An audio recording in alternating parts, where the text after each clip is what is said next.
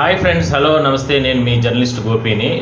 అయితే పెన్షన్లకు సంబంధించి ఒక సమాచారం వచ్చింది. దాన్ని మీతో నేను షేర్ చేసుకోవాలని ఈ వీడియో చేయడం జరిగింది. పెన్షన్లు ఖచ్చితంగా మీకు ఈ నెల అంటే దివ్యాంగులకు సంబంధించి కావచ్చు, మిగిలిన వారికి అందరికీ కూడా గత నెల ఏ విధంగా మీకు పెన్షన్లు ఇచ్చారో అదేవిధంగా ఈసారి కూడా ఈ నెల కూడా మీకు పెన్షన్లు ఇస్తారు. కాకపోతే పెన్షన్లు మాత్రం ఈసారి మార్పు చేయడం జరిగింది. ఎందుకంటే 30వ తారీఖున దుర్గాష్టమి వస్తూ ఉంది ఈ నెలకు సంబంధించి. కాబట్టి 30వ తారీఖున హాలిడే ఉంటుంది. 30వ తారీఖున హాలిడే ఉంటుంది కాబట్టి 29వ తారీఖునే సచివాలయాల సిబ్బంది డబ్బులు అంటే మీకు ఇవ్వాల్సినటువంటి పెన్షన్ల డబ్బులంతా కూడా పోయి డ్రా చేసుకున్నట్టు కూడా ప్రభుత్వం ఆదేశాలు ఇప్పటికే ఇవ్వడం జరిగింది. ఆ లిస్ట్ అంతా కూడా ప్రిపేర్ చేసి పంపించారు.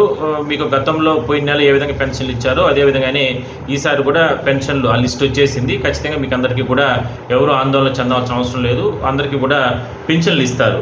అయితే మంగళవారం దుర్గాష్టమి వచ్చింది కాబట్టి ముందు రోజు డ్రా చేసుకుంటారు కాబట్టి మీకు ఇంక ఇవ్వాల్సింది 1వ తారీఖు ఇస్తారు. 1వ తారీఖు పెన్షన్లు ఇస్తారు. నెక్స్ట్ 1వ తారీఖు అయిపోయిన వాళ్ళకి 1వ తారీఖు తీసుకోని వాళ్ళకి 3వ తారీఖు ఇస్తారు.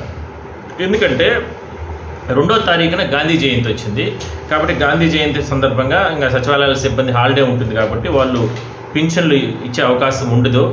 హాలిడే ఉంటుంది కాబట్టి వాళ్ళు మిగిలిన డబ్బు అంతా కూడా వాళ్ళ దగ్గర పెట్టుకుంటారు.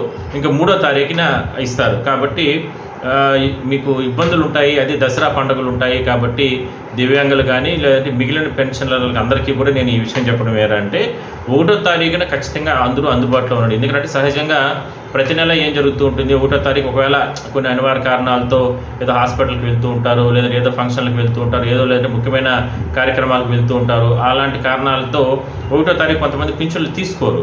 కాబట్టి 2వ తారీఖు తీసుకోవచ్చు కదా మనం అని అనుకుంటారు. బట్ 2వ తారీఖు మీరు ఈ హాలిడే గాంధీ జయంతి ఉన్న కారణంగా హాలిడే ఉంటుంది, ప్రభుత్వ సెలవు కాబట్టి సచివాలయాల సిబ్బంది రారు, అందుబాటులో ఉంటారు. కాబట్టి మళ్ళీ 3వ తారీఖు పెన్షన్ ఇస్తారు. మరి 3 రోజులు వెయిట్ చేయాలనుకుంటే 3వ రోజు తీసుకోండి, 3వ తారీఖు తీసుకోండి. లేదనుకుంటే 1వ తారీఖు అందరూ అందుబాటులో ఉండండి. సచివాలయాల సిబ్బంది మాత్రం వాళ్ళు స్టాఫ్ అంతా కూడా మంగళవారం దుర్గాష్టమి కాబట్టి 30వ తారీఖున 29వ తారీఖునే వాళ్ళు డబ్బులు తీసుకునే విధంగా కూడా ప్రభుత్వం ఆదేశాలు ఇవ్వడం జరిగింది. దానికి సంబంధించి ఆ ప్రాసెస్ అంతా జరుగుతుంది. నెక్స్ట్ ఇంకోటి వచ్చేరంటే ఇంపార్టెంట్, కొంతమంది చాలామంది కామెంట్స్ పెడుతున్నారు మళ్ళీ. అంటే ఎట్లా సార్ మాకు నెక్స్ట్ పరిస్థితి ఏంటి, ఏ రకంగా మనకు ఈ సదరన్ సర్టిఫికెట్లు ఏంటి, లేదంటే కొత్తగా మనం అప్లై చేసుకోవడానికి ఏ విధంగా చేయాలి ఏంటి అనే దానిపైన.